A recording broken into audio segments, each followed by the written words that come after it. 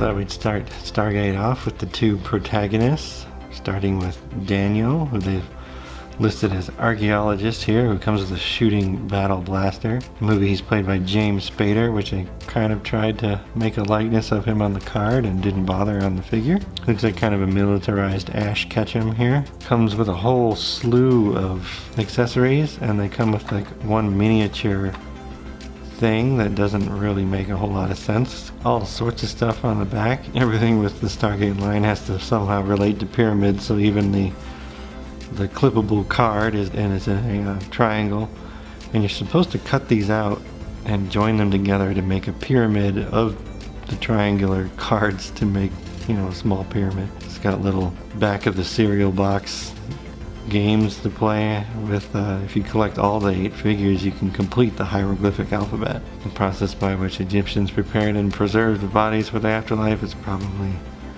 mummification? That would be my guess. So what does it have to say about Daniel? After years of studying about the great pyramids of Egypt, Daniel Jackson, a child genius in college, okay, I don't think that was mentioned in the movie, came to the conclusion that the pyramids were not built by Egyptians 5,000 years ago, but were constructed thousands of years earlier. Such a radical theory caused his academic colleagues to dismiss his ideas as ridiculous. When he comes in contact with the mysterious Stargate, Daniel is given the chance to prove his theories correct, while proving himself a hero. And his weapon is the battle blaster, and his artifact is a pyramid. It's interesting that this line they decided to make everybody's hat removable for some reason. Oh, there's so much. So here's Daniel himself, looking quite a bit more competent and militarized than he does in the movie. They did add the little detail of his amulet of Ra that he takes with him and kind of indirectly saves his life at one point. He has absolutely no articulation except for the standard movie tie-in line figure of shoulders, hips, and his head moves, and it looks nothing facially like the character. And let's put his hat that he doesn't wear in the movie on, which makes him look like a little kid. He also includes a G.I. Joe styled massive backpack. Doesn't help him not look like a kid on his way to his first day of school. And it is so heavy, he's not going to stand up with it unless you pitch him forward. There he goes. He comes with this absurd weapon. If this is based on anything in real life, I can't tell what it is. So he holds that easy enough so he can fight off the Ra and his forces. And here's his packed-in pyramid artifact, which is hollow. And it wouldn't be a 90s toy line if he didn't come with a missile launcher that's spring-loaded. The missile is much larger than the weapon. For some reason it's held together with string back here, so I wonder what line this was taken from. Take that, aliens. I'm not really sure how he's supposed to hold it, since there's a shoulder part here, but none of his arms will bend in to hold it. So I guess it just kind of sits on him. Yeah, he can kind of do it, but the shoulder mount doesn't line up at all. I'll stick with the crazy looking weird gun here. I've never been a big fan of the gigantic spring-loaded launchers. Next up is Colonel O'Neill, the team leader, who also has a shooting bazooka blaster. And he's played by Kurt Russell, which is a fair attempt at his likeness there. It's not bad. But for some reason he has this kind of rather Third Reich looking outfit with a humongous police CB painted silver on him there. I don't know why they did that, but he also has a ton of accessories.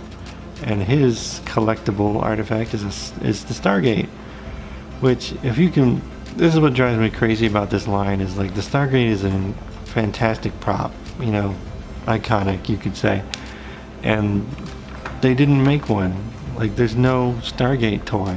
That would have been awesome. I would have been all over that. But this is as close as you get, and you can shove the character's head through and just make believe, I guess. Colonel Jack O'Neill was a tough-as-nails military hero committed to his country until the loss of his son sent him into a tailspin. In the movie, I believe his son found his gun at home and shot himself mistakenly, which is pretty depressing. Labeled unstable by his superiors, he was given a medical discharge, in quotes, and dismissed from service. After 2 years of depression, O'Neill was called back for duty and offered the leadership of the top secret Stargate program because of his nothing-to-lose personality.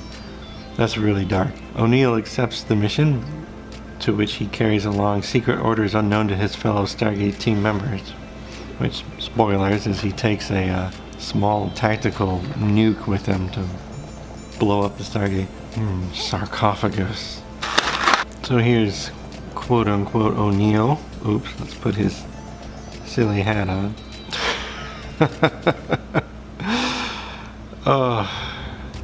He looks like he's admitting people to some kind of military-themed theme park ride. Like, if I was at Hasbro and put in, especially someplace that made G.I. Joe, it's like, why didn't you just take Flint, do some slight repaints to him, and call that O'Neill? You know, this is a superior figure in every way, and probably looks closer to the movie than this does. So he comes with an AUG rifle, or at least one that's kind of styled like it, which he can barely hold. He looks kind of stunned, doesn't he, about everything?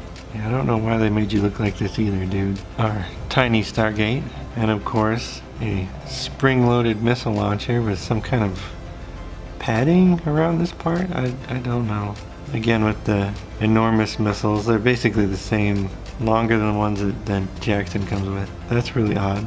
Yeah, that really sticks out there, and I assume he kind of sort of holds it the same way that Jackson does. So there's Daniel Jackson and Colonel Jack O'Neill from Hasbro Stargate, 1994.